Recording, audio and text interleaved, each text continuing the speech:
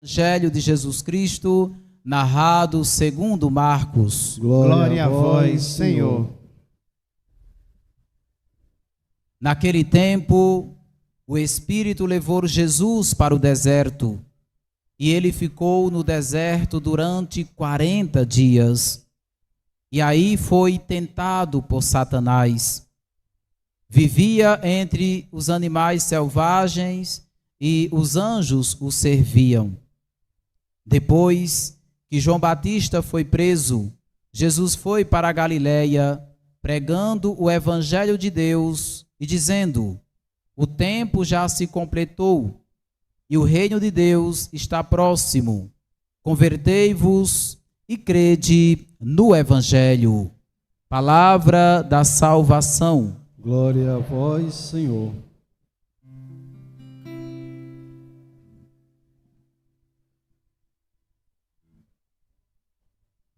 Dó maior.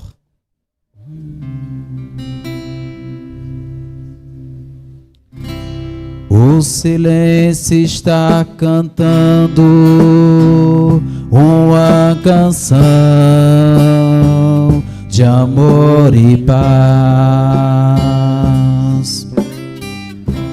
O silêncio está rezando uma oração por seu irmão.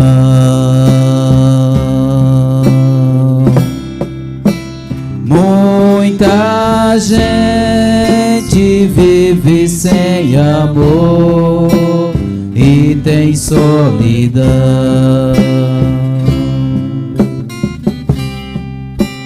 mas aqui nesta casa do Senhor, solidão não existe, não. Solidão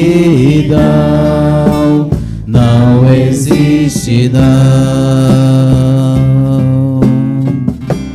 O silêncio está gritando, pedindo paz, gritando amor. O silêncio está falando: põe teu amor no teu Senhor.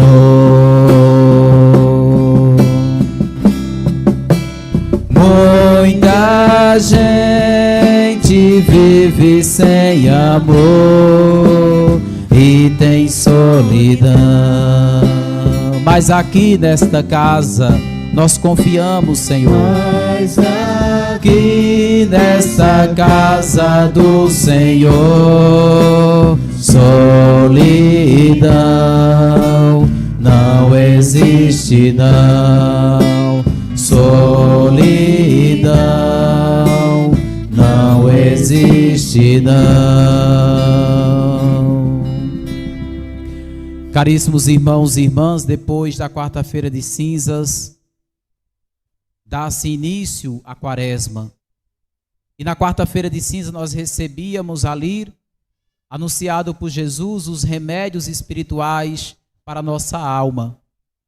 E hoje nós, no primeiro domingo da quaresma, somos desafiados a enfrentar o deserto da vida, as dificuldades, os desafios, as provações, julgamentos, enfermidades, desemprego.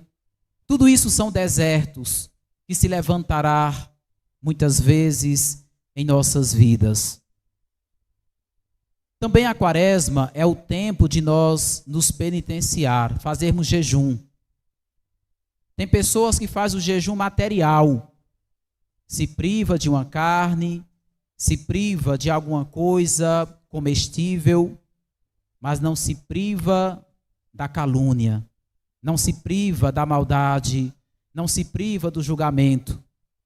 O verdadeiro jejum que agrada a Deus é o jejum da alma, é o jejum do espírito. Esse jejum agrada a Deus quando nós procuramos fazer o bem para o outro. O que é que diz a campanha da fraternidade? Qual é o tema? Fraternidade e amizade social. E o lema é qual? vós sois todos irmãos. Nós não somos cachorros. Cachorro é quem fica mordendo, né, os outros. Somos irmãos. Devemos viver como irmãos. Devemos ajudar uns aos outros a buscar a Deus. Devemos nos converter. Às vezes nós se preocupamos tanto com a vida dos outros, falamos mal dos outros pelas esquinas, pelos comércios, mas muitas vezes não cuidamos de nossa vida. E é um reflexo daquilo que está dentro de nós. Quem fala mal dos outros é porque o seu coração está cheio de maldade. Muita gente vive sem amor. E a solidão, né, que vai devorando, que vai destruindo, que vai, né, contaminando e diluindo, né, aquilo que é importante para as nossas vidas. A primeira leitura que nós ouvimos, irmãos e irmãs, Deus disse para Noé e a seus filhos: eis que vou estabelecer minha aliança convosco e com vossa descendência, com todos os seres vivos que estão convosco, todos os animais. Estabeleço convosco a minha aliança. Nunca mais nenhuma criatura será exterminada pelas águas do dilúvio, e não haverá mais dilúvio para devastar a terra. O dilúvio foi devastador. O dilúvio foi devastador, irmãos e irmãs. E quando o dilúvio vem, nada fica de pé, a não ser que nós estejamos nos átrios do Senhor. O dilúvio, ele é devastador. Só mantiveram de pé aqueles que estavam dentro da arca. No caso, Noé e toda a sua família. Mas não foi por falta de aviso. Não foi por falta do anúncio. Não foi por falta de instrução. Foi por falta de fé. Foi por falta de obediência. Foi por falta de amor. Foi pela teimosia do povo em insistir em ficar no seu mundinho. E quando veio o dilúvio, devastador, arrasou tudo, mas o dilúvio trouxe uma coisa boa também, né? O dilúvio renovou a humanidade, porque a humanidade estava, né, carcomida pela corrupção, a humanidade estava carcomida pelo distanciamento de Deus. Então o dilúvio faz brotar, faz nascer uma nova humanidade. Mas parece que o povo não aprende, né, gente? Nos últimos tempos, nós vivenciamos essas realidades. O distanciamento de Deus. Pessoas que se tornam, pessoas que compactuam, pessoas que se tornam instrumentos de Satanás. Pessoas que deixam, muitas vezes, o demônio, usar como instrumento. Porque quando a gente fala mal dos outros, quando a gente julga os outros, a gente está servindo a Satanás e não a Jesus. Então não sejamos instrumentos do mal. Não deixemos que o demônio use a gente para destruir as pessoas. Você sabe qual é o principal alvo do demônio? Eu vou dizer para você, não se assuste. O principal alvo do demônio, o principal alvo que o demônio quer atingir são as famílias e os sacerdotes. É o principal alvo. Destruiu a família, ridicularizar a igreja, o sacerdote. É o alvo principal. Gerar briga entre os casais para que haja adultério, para que haja traição, para que haja abandono da família. É isso que o demônio quer. Ele dá gargalhada quando, destrói uma família. E ele não, se dando por vencido, também quer fazer a mesma coisa com a igreja, com os sacerdotes. Então, o principal alvo do demônio são as famílias e o sacerdócio. E nós não podemos de forma alguma compactuar com o diabo.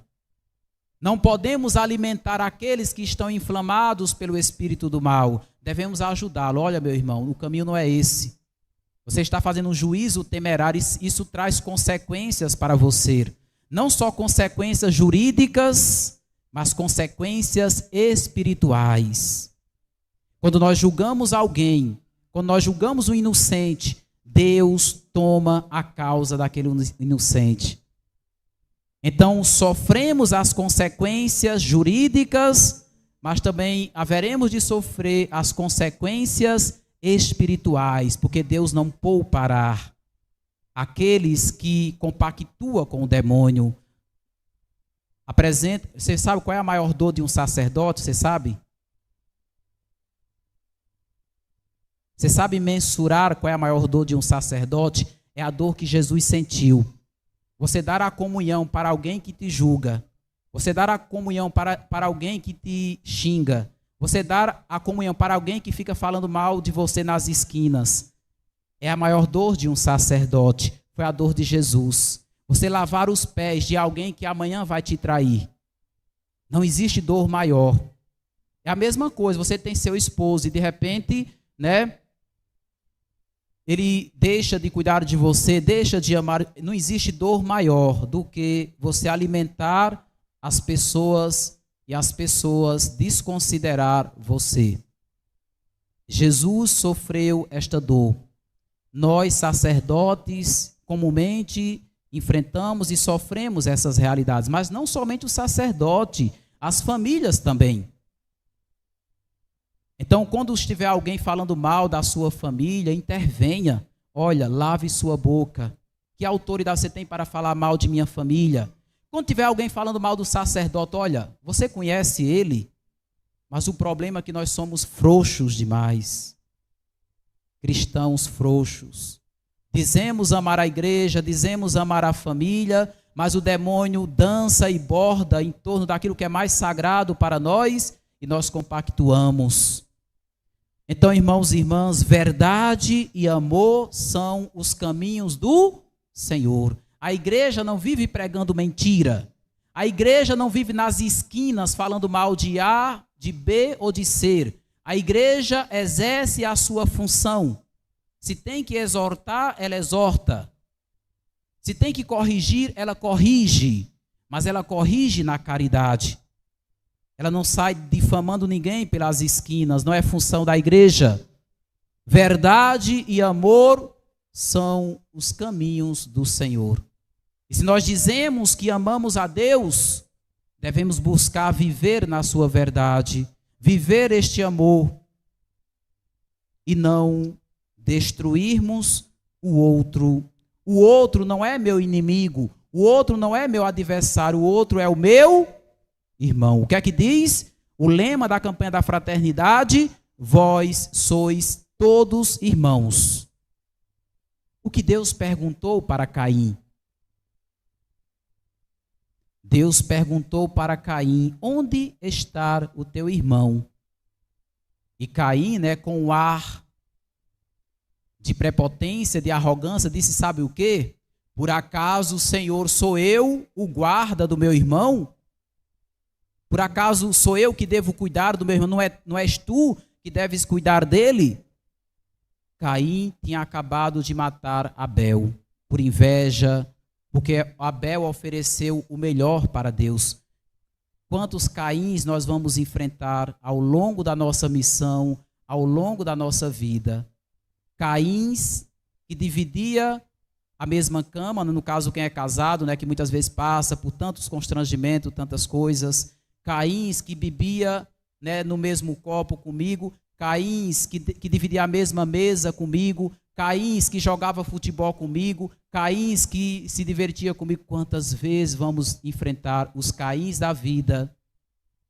Onde está o teu irmão? Deus perguntou e Caim disse: acaso sou eu o guarda dele? Sim, você tinha matado o seu irmão.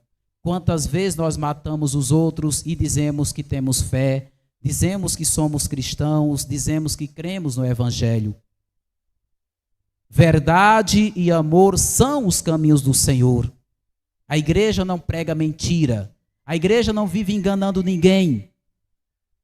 A igreja tem a função de salvar almas. E o demônio fica irritado com isso. Por isso que, repito, o alvo do demônio são as famílias e o sacerdócio. A segunda leitura que nós ouvimos, o apóstolo Pedro diz: caríssimos, Cristo morreu uma vez por todas, por causa dos pecadores, o justo pelos injustos, a fim de conduzi-los a Deus. O justo morreu pelo injusto, o santo morreu pelo pecador, o puro morreu pelo impuro. Esse impuro somos nós, esse injusto somos nós, esses pecadores somos nós. E Cristo morreu pela nossa causa. Vai dizer São Pedro nesta segunda leitura. E vai dizer também São Pedro, fazendo menção à arca de Noé, a saber, aos que foram desobedientes antigamente, quando Deus usava de longanimidade, nos dias em que Noé construiu a arca. Nesta arca, umas poucas pessoas, ou seja, 8, foram salvas somente. Nesta arca, a arca corresponde, segundo São Pedro, a arca corresponde o batismo, que hoje é a vossa salvação. A arca corresponde o batismo que nós recebemos, a água da regeneração. Não nos afastemos desta arca. Se afastar dessa arca é perigoso demais, porque nós não sabemos quando virá os dilúvios da vida, nós não sabemos quando virão as tempestades fortes. Permanecer com o Senhor, permanecer com Jesus. O Evangelho, para concluir bem breve, São Marcos diz o quê? Que Jesus foi levado pelo Espírito Santo para onde? Jesus foi levado para o deserto. E o que foi que aconteceu lá no deserto com Jesus, gente? Jesus foi tentado. E eu pergunto, a tentação, ela é pecado, sim ou não? Você já faz quase 5 anos que me conhece, né? E quase 4 anos que eu faço a mesma pergunta quando nós lemos este evangelho. A tentação, ela é pecado, sim ou não? Não. A tentação não é pecado. Pecado é quando nós cedemos às investidas de Satanás. Pecado é quando nós cedemos às investidas do capiroto. Jesus foi tentado também, mas ele não pecou em ser tentado. A tentação não é pecado, mas quando nós fugimos de nossos princípios, quando nós fugimos da nossa fé, quando nós nos afastamos de Deus e damos ouvido aos filhos das trevas, a gente acaba também cometendo o pecado, porque a gente compactua com o mal. Não compactuemos com o mal. Jesus repreende veementemente. Jesus repreende as forças das trevas, porque o demônio queria ludibriar. Uma coisa são as fraquezas humanas, outra coisa são as investidas do demônio. Quem diz que não tem pecado, jogue a primeira pedra. Então, o demônio tentou desviar Jesus, o demônio tentou tirar Jesus da sua missão, mas Jesus não admitiu. Jesus repreendeu as forças das trevas. E ele não só tentou 1 ou 2 vezes, foram 3 vezes de insistência. E Jesus o repreende. Então, irmãos e irmãs, é preciso que nós busquemos viver a nossa fé. Se eu não posso ajudar o meu irmão, jogar pedra nele, eu não jogo. E se eu não tenho consciência de causa, que eu fique com a boca fechada. Quantas pessoas se perderam pela boca? Quantas pessoas se perderam pela boca? Talvez pelo entusiasmo, pela euforia, talvez pela raiva. Tem pessoas que têm raiva do padre, gente, não brinque não. Tem pessoas que têm raiva do padre. E por ter raiva do padre, ele faz de tudo para prejudicar. Quantas pessoas se perderam pela boca por causa da raiva, por causa da euforia, mas as consequências virão. As consequências jurídicas e as consequências espirituais. Até que as consequências jurídicas não tem nem problema, né? Porque se o cara tiver muito dinheiro, ele tem que ser indenizado, né? Aquilo que ele fala, né? Mas as consequências espirituais, elas são mais profundas. Então, não demos espaço para o demônio brincar com a nossa fé e brincar com pessoas que nós amamos. Você se afasta de quem você ama, sim ou não? Eu não me afasto de vocês, né? Vocês são os meus paroquianos, até que se diga o contrário, né? A igreja me confiou esta missão. Nunca me ausentei da paróquia, né? Tenho um amor muito grande por esta paróquia. É a minha primeira paróquia e sou muito feliz com vocês. Então, por que nós vamos abandonar quem nós amamos? Você abandona sua esposa, abandona seus filhos? Não. Porque eu vou me distanciar de quem eu me amo, de quem eu amo, de quem Deus me confiou. Seja um irmão, seja uma irmã, seja esposa quem tem, né? Seja um afilhado, uma afilhada, né?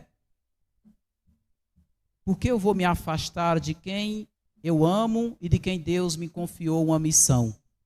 A maior covardia é nós nos afastarmos por causa de críticas, de julgamentos, de disse-me-disse de quem nós amamos. Covarde. Jesus não se afastou dos seus, mesmo sabendo que os seus iriam levantar o calcanhar. E por incrível que pareça, irmãos e irmãs, muitas vezes as maiores dificuldades ou as provações que passamos são aqueles que dizem que amam a gente. E são esses quem dão a punhalada por trás, né? Então que Deus nos livre da maldade dos perversos. Que Deus nos fortaleça. O demônio não vai tolerar famílias, sacerdotes, ele vai insistir quantas vezes for possível. Mas para concluir, façamos a pergunta: onde Jesus estava antes de ir para o deserto? Jesus não estava brincando, não. Jesus não estava jogando futebol. Jesus não estava no shopping, né? Porque naquele tempo não tinha shopping, né? Muito menos chopp, né? Nem tinha shopping, nem tinha chopp. Naquele tempo não tinha cerveja, era só vinho, né? Onde que Jesus estava antes de ir para o deserto? Jesus estava no Rio Jordão. Jesus foi batizado no Rio Jordão. Jesus recebeu a força de Deus. Jesus recebeu a autoridade de Deus. Jesus recebeu a missão. E ele vai ao deserto e lá é tentado durante 40 dias. Que faz menção, irmãos e irmãs, o que aconteceu com os nossos antepassados.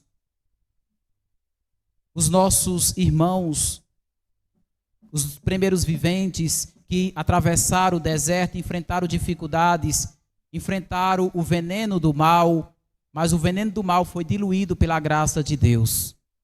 Que Deus nos fortaleça, irmãos e irmãs. Talvez eu esteja no deserto, talvez eu esteja enfermo, talvez eu esteja passando uma dificuldade, mas onde eu estava antes?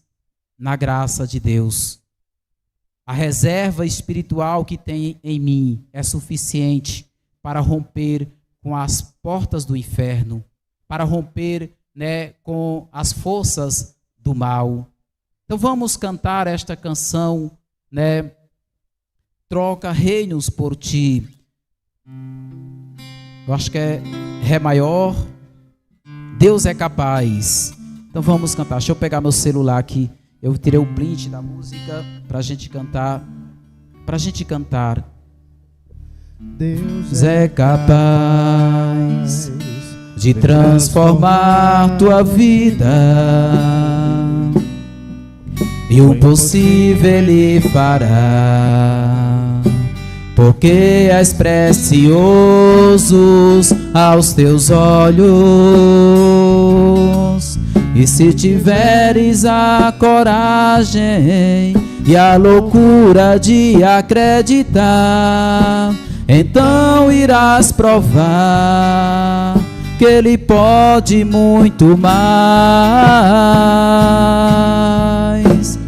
Deus é capaz de trocar reinos por ti. Abre mares para que possas atravessar. E se preciso fosse, daria novamente a vida por ti. Deus só não é capaz. Deus só não é capaz de deixar de te amar. É preciso crer, irmãos. É preciso crer e se entregar sem medo. Ele nunca vai tirar a tua liberdade se não queres, mas se te entrega sem reserva, tua vida se transformará. Então irás provar que Ele pode muito mais. Deus é capaz de trocar reinos por ti, abre mares para que possas atravessar. E se preciso fosse, daria novamente a vida por ti.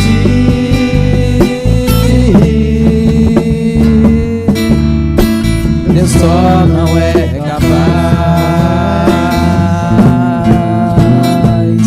de deixar de te amar. Deus é capaz.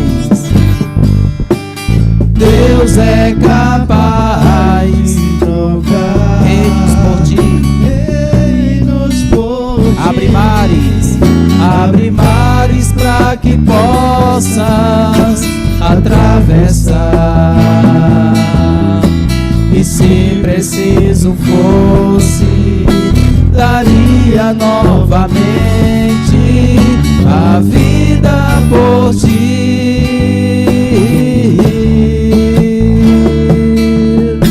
Deus só não é capaz de deixar de te amar.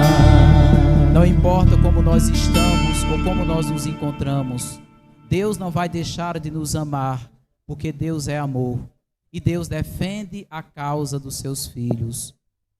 Louvado seja nosso Senhor Jesus Cristo. Para sempre seja louvado.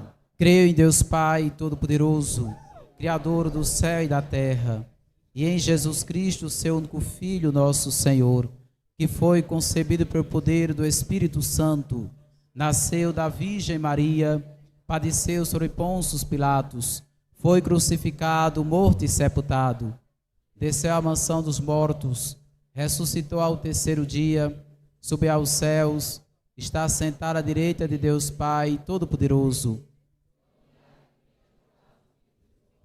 Creio no Espírito Santo, remissão dos pecados, na ressurreição da carne, na vida eterna. Amém. E com essa